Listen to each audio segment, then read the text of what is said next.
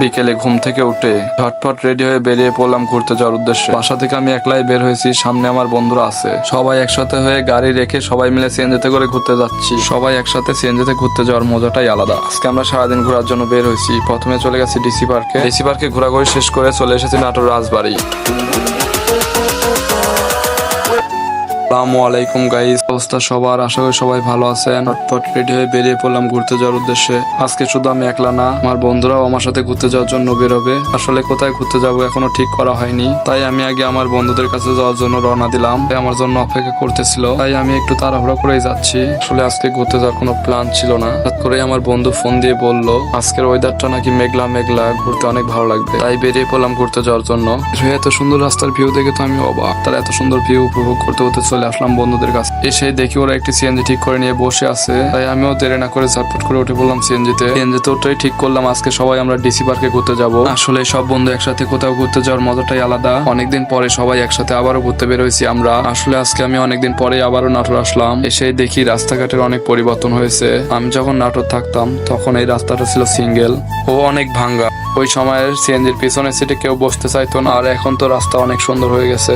এত সুন্দর রাস্তার ভিউ উপভোগ করতে করতে চলে আসলাম আমরা ডিসি পার্কের সামনে। গাড়ি থেকে নেমে আমি তো ভিডিও বানাচ্ছিলাম, কিন্তু গাড়ির ভাড়াটাই দেওয়া হয়নি। পরে দেখি আমার বন্ধু ভাড়াটা দিচ্ছে। তাই এই যুগে এরকম বন্ধু পাওয়ার ভাগ্যের ব্যাপার।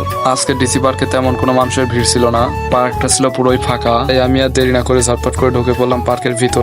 ঢুকে আমি চারপাশে দেখতেছিলাম। পার্কটা দেখতে খুবই সুন্দর। আসলে আমি একলা একলাই ঘুরতেছিলাম না, আমার সাথে আমার বন্ধুরাও ছিল। ওরা যার মতো ছবি তোলা নিয়েছিল ব্যস্ত, তাই এদিকে আমি একলা একলাই ঘুরতেছি।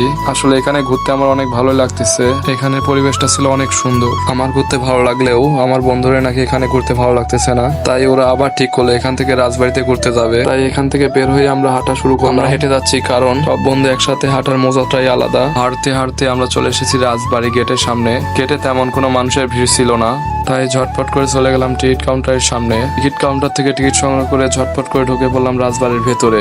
ভিতরে যা দেখি তেমন কোনো ভিড় নেই, তাই আমি তাড়াহুড়ো করে সোজা হাঁটা শুরু করলাম। ভিতরে ভিউটা ছিল অনেক সুন্দর। এত সুন্দর ভিউ দেখে তো আমি পুরোই অবাক। এত সুন্দর ভিউ উপভোগ করে আমরা সামনে যাচ্ছিলাম, ঠিক তখনই দেখা মিললো একটি ঘোড়ার গাড়ি এলাম আমার সাথে। ঘোড়ার গাড়িতে ওঠার জন্য ঘোড়ার গাড়ি এলাম আমার সাথে। আমার বন্ধু কথা বললো, কিন্তু মামা বলছে তার নাকি এখনো 2-3টা ক্যাব রিজার্ভ করা আছে, তাই আমাদের আর ঘোড়ার গাড়িতে ওঠা হলো না। একটু সামনে আগাতে দেখা মিললো একটি কসমেটিকের দোকানের। ওই দোকানে ছিল নানা রকমের কসমেটিক ও অনেক খেলনা গাড়ি। সেখান থেকে আমার বন্ধু ওর ছোট ভাইয়ের জন্য একটি খেলনা গাড়ি নিয়ে নিল। কসমেটিকের দোকানে গেছি কিছু না কিনলে কেমন হয়, তাই আমিও চমলক্ষ ডিজাইনের একটি কলম নিয়ে নিলাম। এতক্ষণ ঘোরাঘুরি করে আমরা খুবই ক্লান্ত, তাই চলে গেলাম শরবতের দোকানে। দোকানে ঢুকতে মামা জিজ্ঞাসা করলো মামা কয়টা দিব। মামা শরবত বানাও অনেক সুন্দর করে, তাই আমরা সবাই মামার হাতে 1 গ্লাস করে শরবত খাইলাম। শরবত খাওয়া শেষ করে আমরা আবারও চারপাশে ঘুরতে শুরু করলাম। ঘুরতে ঘুরতে এমন এক জায়গায় চলে এসেছি, এখানকার ভিউ ছিল খুবই সুন্দর।